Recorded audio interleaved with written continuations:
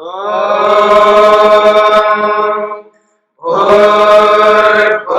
स्वः तत्सवितुर्वरेण्यं भर्गो देवस्य धीमहि धियो यो नः प्रचोदयात्।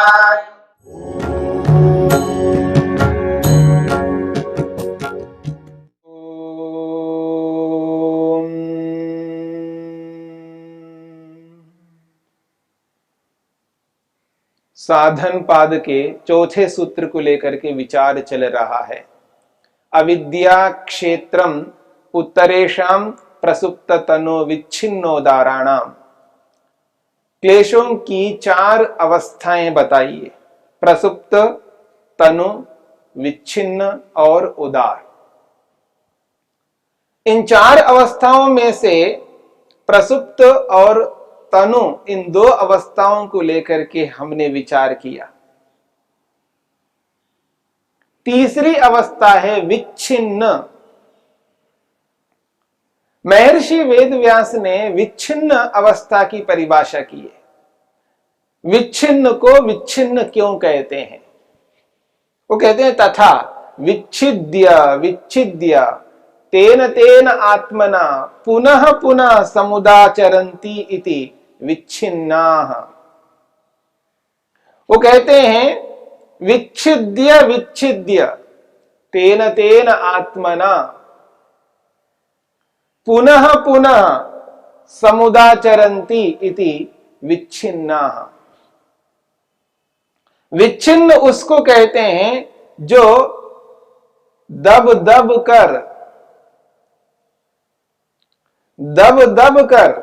बदल बदल कर तेन तेन आत्मना, उसी उसी रूप में पुनः पुनः बार बार समुदाचरन्ति, फिर व्यवहार में आते हैं, उनको विच्छिन्न कहते हैं। ये जो क्लेश है, इन पांचों क्लेशों में कोई भी क्लेश सदा के लिए एक ही नहीं रहता। अर्थात कोई व्यक्ति राग से युक्त है तो सदा के लिए राग से युक्त नहीं रहता, सदा वो राग से युक्त नहीं हो सकता। हां, राग वर्तमान है पर वो बदलेगा, ऐसा नहीं है। वो किसी से आसक्त है तो आसक्त ही है, वो आसक्ति हटेगी, वो राग हटेगा। फिर क्या होगा? क्रोध आएगा। राग है तो क्रोध होगा, क्रोध है तो राग होगा। ऐसा नहीं हो सकता कि राग है तो क्रोध ना हो। पर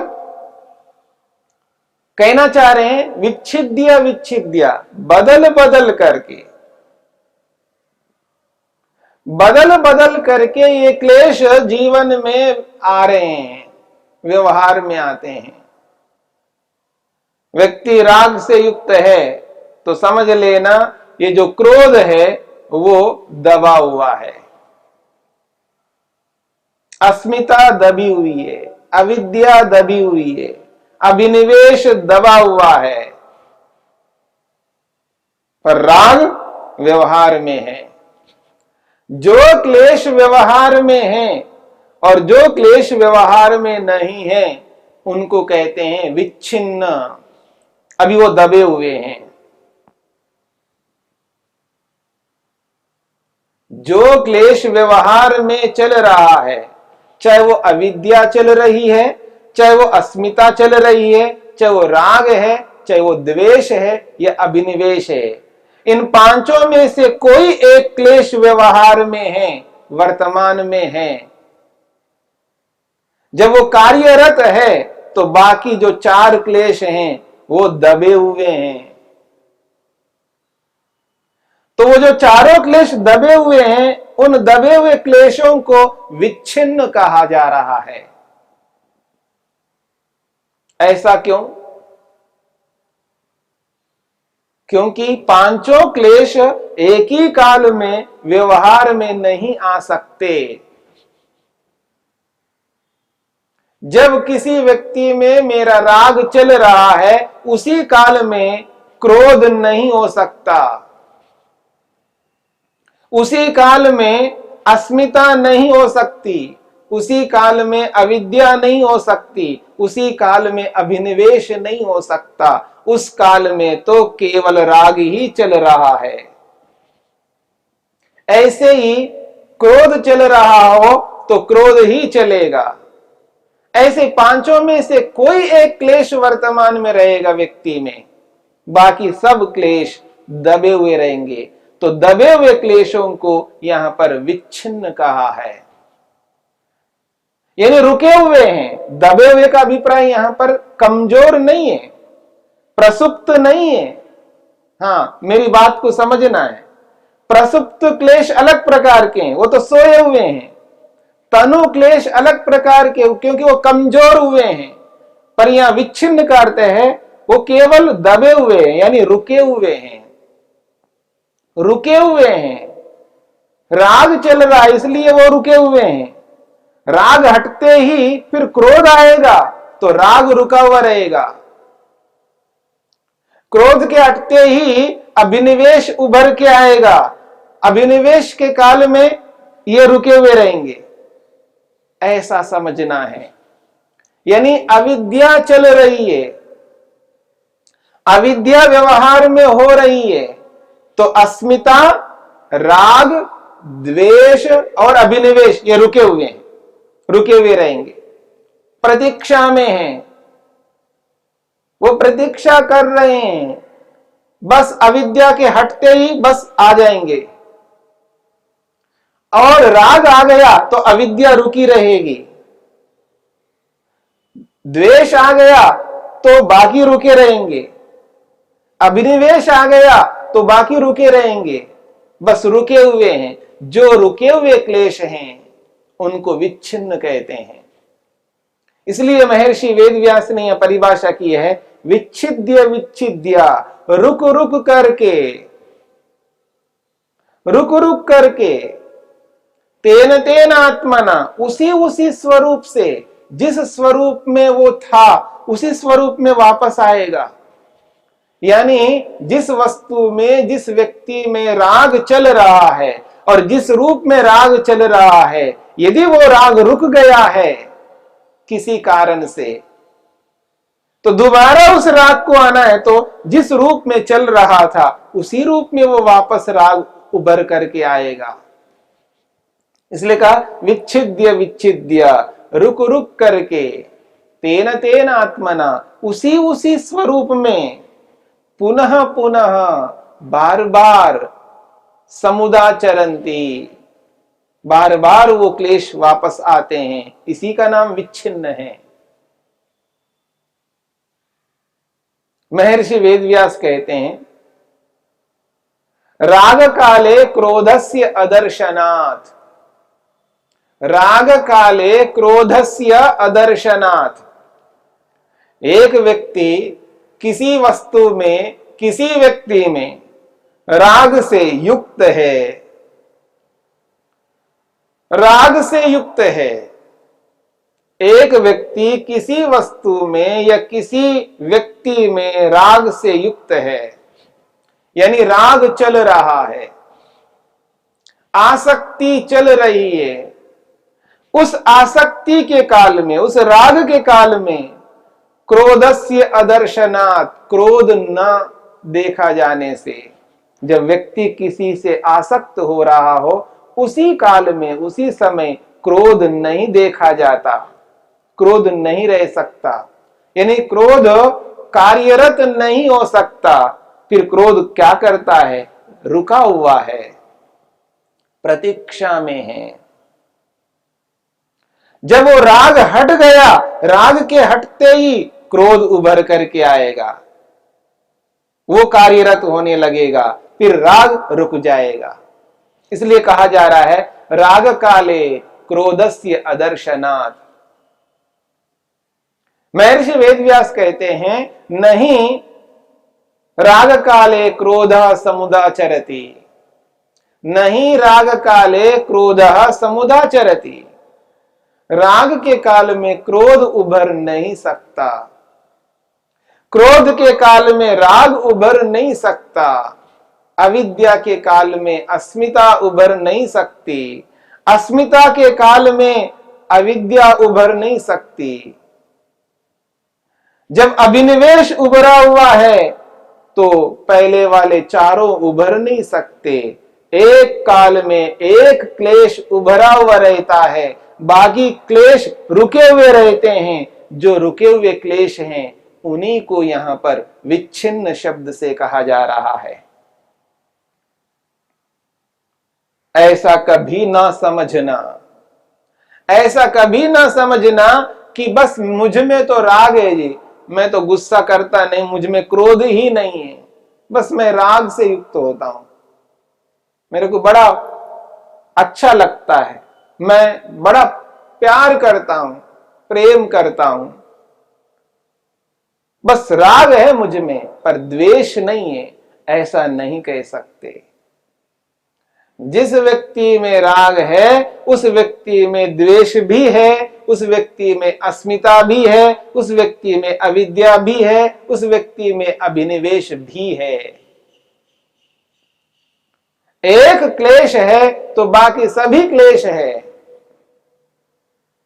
ऐसा नहीं हो सकता कि राग तो है, कभी राग कर लेता है, कभी द्वेष कर लेता है, कभी अस्मिता कर लेता है, कभी अविद्या कर लेता है, पर इसमें अभिनिवेश नहीं है, ऐसा नहीं कह सकते। अभिनिवेश कहते हैं डर को, भय को। ये कभी नहीं डरता लेकिन राग करता है, द्वेष करता है, ये कभी संभव नहीं है।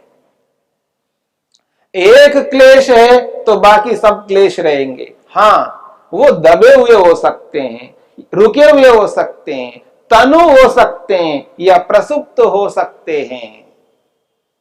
इसलिए महर्षि वेदव्यास यहां कहना चाहते हैं, रागश्च क्वचित, रागस्य क्वचित दृश्यमानो न विषयांतरे नास्ति।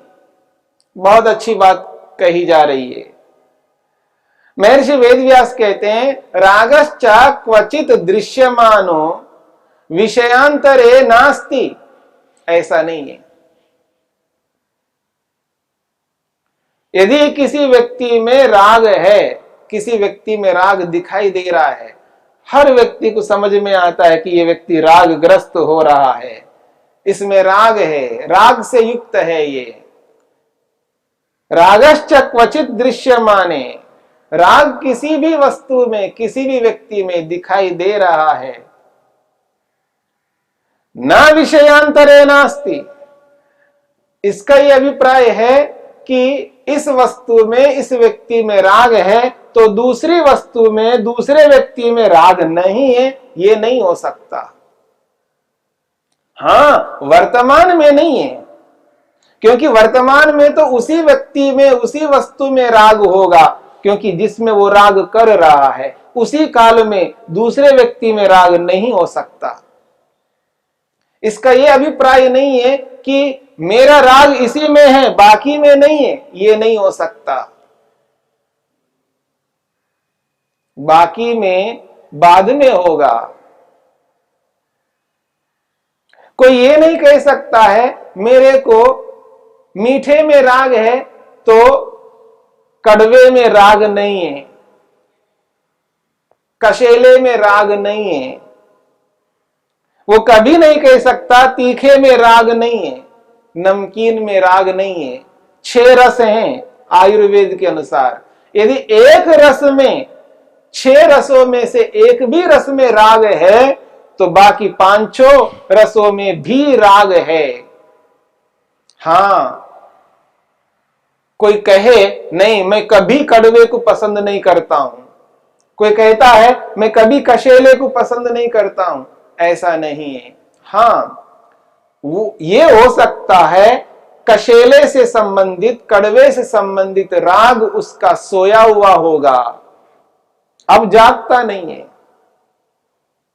यह तनु होगा, बहुत कमजोर हुआ है, कार्यरत नहीं हो पाता है, कभी उसके जीवन में ऐसा नहीं आ रहा है अभी तक कि उसने कड़वे में राग किया हो, पर इसका यह अभिप्राय नहीं है कि कड़वे में उसका राग नहीं है। सोया हुआ हो सकता है, कमजोर हो सकता है, लेकिन बिल्कुल नहीं है ऐसा नहीं हो सकता, क्योंकि वह व्यक्ति योगी नहीं है, उसने क्लेश को दग्ध बीज भाव की स्थिति में पहुंचाया नहीं है। इस बात को समझना, उसके क्लेश जले हुए भुने हुए चने के समान नहीं बने, इसलिए वो ये नहीं कह सकता है अमुक वस्तु में मेरा कभी राग नहीं हो सकता, अमुक वस्तु में मेरे को कभी क्रोध नहीं आ सकता, ये कभी नहीं कह सकता। हाँ, वर्तमान में नहीं है, वर्तमान में नहीं हो रहा है ये तो कह सकता है, लेकिन मेरे मन में उस वस्तु से, उस व्यक्ति से संबंधित कोई राग नहीं है, कोई द्वेष नहीं है, ये कभी नहीं कह सकता, क्योंकि अविद्या बीज के रूप में विद्यमान है। अविद्या बीज के रूप में विद्यमान है, तो जिस अविद्या से आज किसी वस्तु में, किसी व्यक्ति में राग हो रहा है, उसी अविद्या से उनमें जिसमें आज राग नहीं है, द्वेष नहीं है, उनमें भी भविष्य में कभी ना कभी होगा। इसलिए इस बात को समझना है, कभी इस भूल में नहीं रहना है कि मुझ में इसी में राग है, इसी में द्वेष है और किसी में नहीं है। इस भूल में नहीं रहना है, क्योंकि मन के अंदर वो सोए हुए हो सकते हैं, वो कमजोर हो सकते हैं, कभी ना कभी आलंबन पाकर, कभी ना कभी ऐसा देश, ऐसा काल, ऐसी परिस्थिति आ जाए तो वो द्वेष, वो राग, वो अभिनिवेश, वो अस्मिता, वो अविद्या फिर जाग जाएंगे। तो ऐसी स्थिति में हमें ये समझना है कि इन क्लेशों को दग्ध बीज भाव अवस्था तक पहुंचाने तक निरंतर मेहनत करना है, पुरुषार्थ करना है। इस भूल में नहीं रहना है कि मेरे को इस विषय में कोई आपत्ति नहीं है, क्योंकि राग ही नहीं है, द्वेष ही नहीं है, अस्मिता ही नहीं है, अभिनिवेश ही नहीं है। ये नहीं समझना है, ये सब के सब मन के अंदर विद्यमान है। पता नहीं कब, कहां, किस स्थिति में कौन सा क्लेश उभर करके आ जाए। यदि उभर करके ना आए तो उनको कमजोर करना है, और कमजोर हुए क्लेशों को दग्ध बीज भाव की स्थिति में पहुंचाना है। यही योग का मुख्य काम है। जिस योग को अपनाना हम चाह रहे हैं, जिस क्रिया योग को अपना रहे हैं, जिस तप को कर रहे हैं, जिस स्वाध्याय को कर रहे हैं, जिस ईश्वर प्रणिधान के माध्यम से समस्त क्रियाओं को, कर्मों को ईश्वर को अर्पित कर रहे हैं, उनका उद्देश्य यही है कि इन क्लेशों को नष्ट करना है, जले हुए भुने हुए चने के समान बनाना है। यही हमारा परम कर्तव्य है।